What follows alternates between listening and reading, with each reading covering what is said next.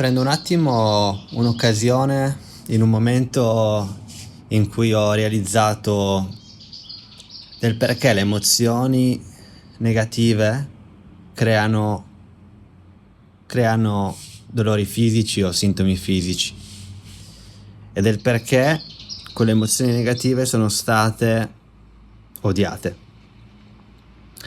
Nel momento in cui abbiamo odiato qualche parte di noi, qualsiasi essa sia, per non aver fatto, per non aver pensato, per non aver capito, per non aver agito, quel momento nella nostra coscienza è importantissimo e lo chiamiamo trauma. Nel momento di trauma, una parte di noi è uscita dalla sua, interezza. E quella parte di noi che potremmo chiamare odio, che potremmo chiamare paura, potremmo chiamare autocritica, potremmo chiamarla ipercontrollo, quella parte di noi continua costantemente come un programma a funzionare dentro di noi. Quindi nel momento in cui siamo in ipercontrollo, siamo in paura, in ansia per qualsiasi cosa, l'unico modo per integrare quella parte di noi che è andata via da quella nostra interezza pura di noi è amare quella parte.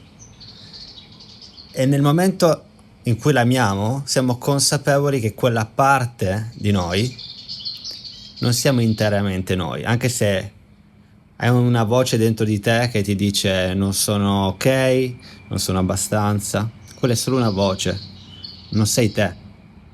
E quella voce deve essere amata incondizionalmente, in modo incondizionato, come amare il nostro figlio, no? Piccolino, lì che chiede aiuto di essere visto.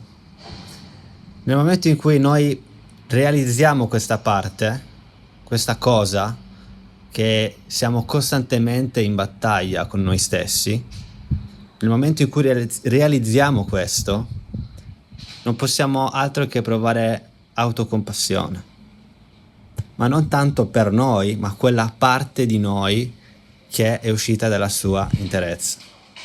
Spero che questo abbia senso, fammi sapere nei commenti se è chiaro, altrimenti farò altri video a riguardo.